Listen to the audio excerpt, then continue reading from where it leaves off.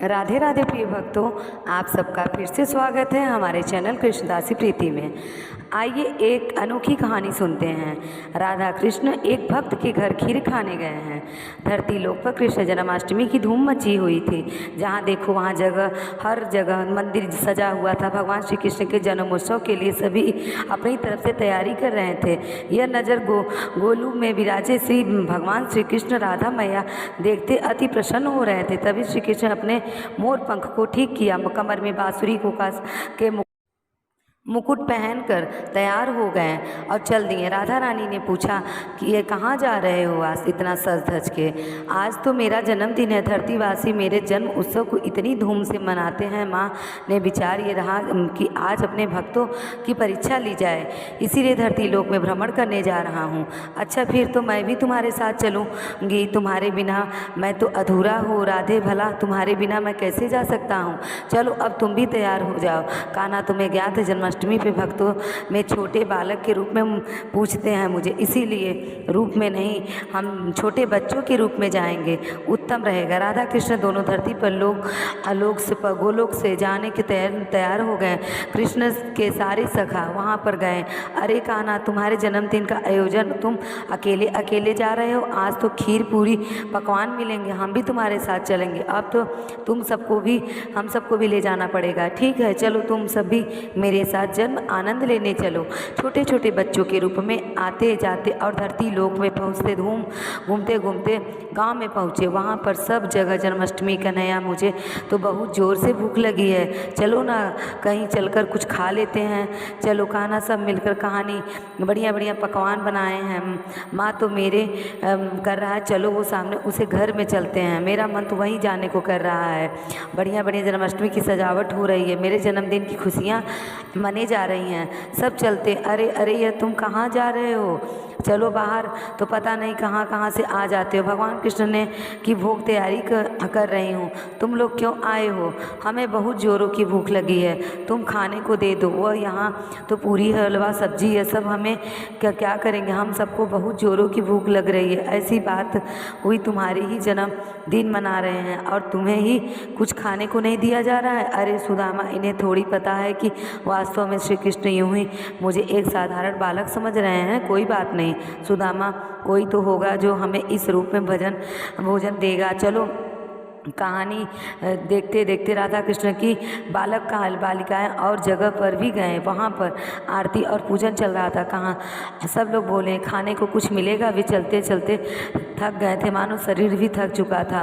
और करने को बस एक आखिरी द्वार और खटखटा कर, अगर यहाँ नहीं मिला तो हम वापस गोलोक में चले जाएंगे। बड़ी सब ग्वाल बाल आपस में बात कर रहे थे कि आखिरी गेट है, इसके में भी देख लेते हैं। फिर राधा रानी भी बोली, ठीक है कान्हा, चलो देख लेते हैं। सब ग्वाल बाल बाहर खड़े होकर सब बातें सुन रहे हैं। उस घर में एक माँ और एक बहू बेटा रहते थे।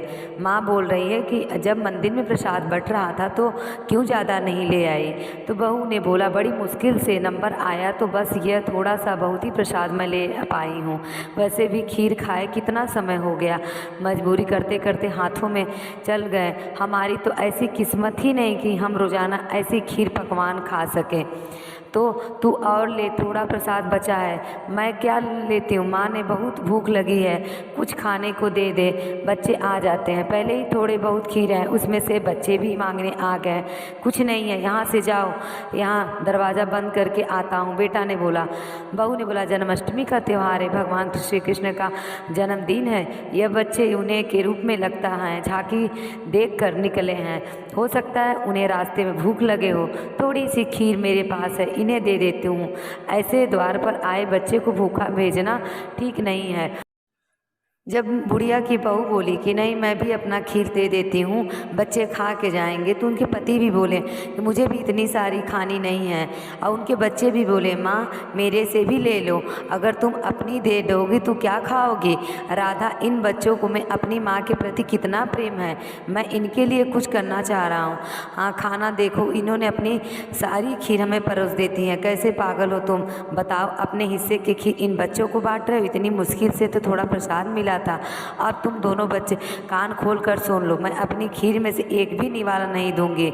अब बच्चों ज़्यादा तो नहीं, थोड़ी थोड़ी खीर है, यह खा लो, बस इतनी सी खीर, इसमें से हमारी चींटी जैसी पेट भी नहीं भरेगी। यह कम से कम थोड़ी और खीर लाओ, ऐसे थोड़ी अपने में से दे दो ना। आज वैसे भी श्री कृष्ण का जन्मदिन है, हमने भी तो नहीं खाई, हमने भी इनको दे दी। अब क्या करूं, तुम लोग इतना जोर दे रहे हो तो ये थोड़ी सी मेरे में से भी ले दो।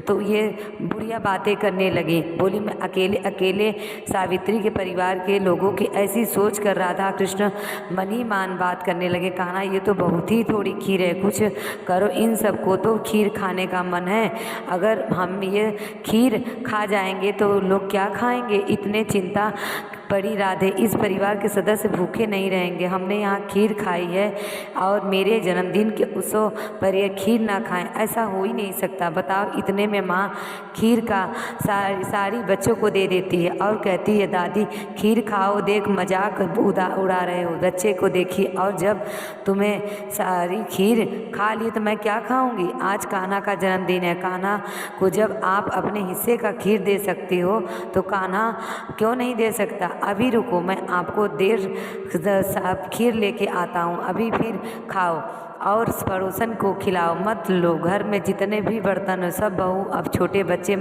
लेकर चले गए। वैसे मुझे इन सब पर बहुत गुस्सा आ रहा है, सिर्फ तेरे कारण चुप हो, वरना मैं कब का भगा देती। ये लो बच्चे, पता नहीं आज तुम क्या सब खेल रहे हो। माँ आओ बच्चों, तुम भी देखो, फिर क्या सावित्री बर्तन रखती है जाती और श्री कृष्ण जी उसमें खीर भरते जाते हैं। भरते ही देखते सारे बर्तन खीर से भर जाता है। चमत्कार देखकर सब लोग दंग रह जाते हैं कि ये कैसे हो गया। बुढ़िया बोली कि हमारे भाग्य में इतने सारे खीर कहाँ आ गए, कहाँ मैं एक निवाला के लिए परेशान थी, कहाँ इतने सारे खीर हो गए। राधा रानी ने अपना रूप दिखाया, हमें दर्शन दो। सबकी प्रार्थना सुनकर राधा कृष्ण अपने रूप में आते हैं, उनके साथ सुदामा और सभी सखा भी अपने रूप में आ जाते हैं। इतना सुंदर दृश्य देखकर सावित्री का परिवार सबकी आंखों में आंसू आ जाते हैं। श्री कृष्ण कहते हैं कि माँ जो भक्त भूखे को भोजन कराता है, प्यासों को पानी पिलाता है, खुद भूख रहकर घर आए हुए जरूरतमंद को अपने हिस्सा का निवाला देता है, मैं उसकी सहायता अवश्य करता हूँ। यूँ धरती पर भक्तों की परीक्षा हेतु आए थे, यहाँ इतने प्रेम से खीर खाकर माँ मैं तो धन्य हो गया। जन्माष्टमी का पावन अवसर है और इन सब ने हमारी बहुत सेवा की है, तो इन्हें इसे सेवा का फल हमें जरूर प्रदान करना चाहिए। हम इन्हें इनकी सेवा का फल जरूर देंगे। और फिर यहाँ जहाँ राधा कृष्ण ने हाथों को आशीर्वाद स्वरूप घुमाया, उसी जगह सोने का वड़ और सोने के सिक्के सब वहाँ प्रकट हो गए और सब धनवान हो गए। श्री राधा कृष्ण की कृपा से सब धनवान हो गए और भक्ति करने लगे। सभी राधा कृष्ण की चमत्कार देख के सब खुश हो गए और घर में एक सुंदर सा मंदिर बनवा के उसमें युगल जोड़ी श्री राधा रानी और श्री कृष्ण जी का विराजमान करके पूजा पाठ करने लगे और नित्य जन्माष्टमी पे धूमधाम से जन्माष्टमी का त्यौहार मनाने लगे। उनके जीवन में सुख वैभव आ गया और घर खुशियों से देखकर राधा और कृष्ण वो लोग सब चले गए अपने अपने धाम को। तो आइए सुनते हैं इसकी दूसरी कहानी। एक गांव में रोहन और मीना नाम के दो बच्चे रहते थे। उन दोनों ने माता पिता के बचपन में ही गुजर गए थे जब वो बहुत जो छोटे छोटे थे। रोहन 8 साल का और मीना 10 साल की थी।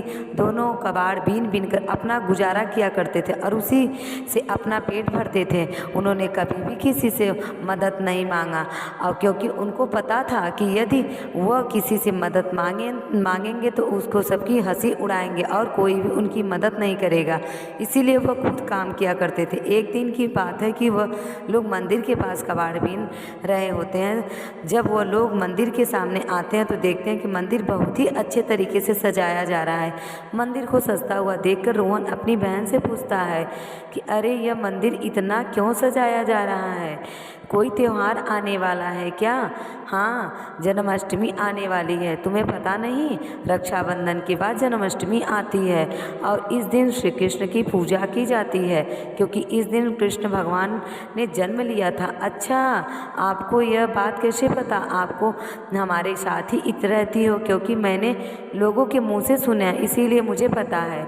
वैसे भी मुझे यह बात कैसे पता होती? तभी वहाँ पर दो बच्चे आते हैं जिनका नाम है चिंटू और सोनू होता है। वो दोनों उनकी उम्र के होते हैं। अरे तुम दोनों मंदिर के सामने क्या कर रहे हो? चलो भागो यहाँ से, कबाड़ी कहीं के। अरे तुम हमसे कबाड़ी क्यों कह रहे हो? हम तो बस मंदिर के देख रहे थे, क्योंकि मंदिर बहुत ही सुंदर सजाया जा रहा है। हाँ, वो तो मंदिर है, मंदिर ही सजाया जाएगा क्योंकि जन्माष्टमी आने वाली है और हम लोग भी मंदिर को सजाने में मदद करने वाले हैं। अब तुम लोग यहाँ से जाओ, तुम लोगों से बहुत बदबू आ रही है। सुनकर वो दोनों बहुत उदास हो जाते हैं और दोनों वहाँ से चले जाते हैं। वहाँ जाने के बाद वो दोनों अपने फटे फूटे घर में आ जाते हैं। और लोग इतने गरीब क्यों हैं? यदि हम लोग भी अमीर होते तो हम लोग भी जन्माष्टमी मनाते और हम लोग बहुत खुश होते हैं। हाँ, तुम बिल्कुल ठीक कह रहे हो, शायद भगवान ने हमारे नसीब में यह लिखा था। अच्छा चलो, मैं बाहर जाकर कुछ खाने के लिए लाती हूँ। वैसे भी आज बहुत काम पैसे मिले हैं। कोई बात नहीं, मैं भी आज साथ चलता हूँ। इसके बाद वह दोनों अपना खाना लेने के लिए बाहर चले जाते हैं और घर आकर खाना खाते हैं। जब वो खाना खा लेते हैं तो क्यों ना हो, हम लोग भी इस बार अपने घर में जन्माष्टमी का त्यौहार मनाएं और कृष्ण भगवान की झांकी को सजाएं। हाँ, कह तो तुम ठीक रहे हो, पर इसके लिए हमारे पास पैसे भी तो चाहिए और हमारे पास वैसे पैसे तो हैं नहीं। आप ठीक कह रही हो दीदी, पर क्या करूं? हम लोग ऐसे करेंगे, हम लोग कबाड़ में से कुछ इकट्ठा करें और उन पैसे से फिर झांकी सजाएं। रोहन की बात मीना को सही लगी और वह दोनों अगले दिन से पैसा जमाने के लिए वैसे ही जन्माष्टमी के 3 दिन तक धीरे धीरे जन्माष्टमी का दिन आता जाता वह लोग बहुत खुश होते थे। बाजार जाकर जन्माष्टमी का सामान ले आते हैं। वह एक छोटी सी श्री कृष्ण की मूर्ति लाते हैं और कुछ सजावट का सामान लाते हैं और उसके बाद वो लोग अपने घर को बहुत अच्छे से सजाते हैं, बहुत ज़्यादा खुश होते हैं। धीरे धीरे शाम होने लगती है। वह दोनों रात के 12 बजे का इंतज़ार करने लगते हैं। वह लोग इतना बड़े जाग पाते हैं कि वह लोग सो जाते हैं। जब रात के 12 बजे तभी अचानक उनके घर में बहुत सारी रोशनी होती है, जिसे देखकर रोहन और मीना जग जाते हैं। तभी उनके सामने श्री कृष्ण भगवान प्रकट हो जाते हैं और कहते हैं कि देखकर वह दोनों बहुत खुश हो जाते हैं। अरे आप तो फोटो जैसे दिख रहे हो, मतलब आप भगवान श्री कृष्ण हो? हाँ, मैं श्री कृष्ण हूँ, भगवान जी कहते हैं, और तुम दोनों से मैं काफ़ी प्रसन्न हूँ। भगवान श्री कृष्ण उन बच्चों से इस तरीके से बात करने लगते हैं। बच्चे प्रसन्न हो जाते हैं और भगवान श्री कृष्ण से खूब सारी बातें करते हैं। भगवान श्री कृष्ण ने उनकी आंखें बंद करवाते हैं और जैसे ही आंख खोलते हैं तो देखते हैं उनकी जीवन ही बदल जाती है। एक सुंदर सा उनकी झोपड़ी से महल बन जाता है घर, और उसके बाद उस घर में खूब धन ध्यान भरा रहता है। वो बच्चे खूब सुखी रहने लगते हैं और श्री भगवान श्री कृष्ण उनको आशीर्वाद देके गोलोक धाम को चले जाते हैं। इस प्रकार वो दोनों बच्चे नित्य अब श्री कृष्ण की पूजा करने लगे हैं और वो उनकी गरीबी दूर हो जाती है। तो ये रही श्री कृष्ण की एक नई कहानी। ऐसे ही नई नई कहानी सुनने के लिए हमारे चैनल कृष्णदासी प्रीति को सब्सक्राइब करें और कमेंट में राधे राधे लिखना ना भूलें। जय श्री कृष्णा, राधे राधे। सबको जन्माष्टमी की ढेरों सारी शुभकामनाएं।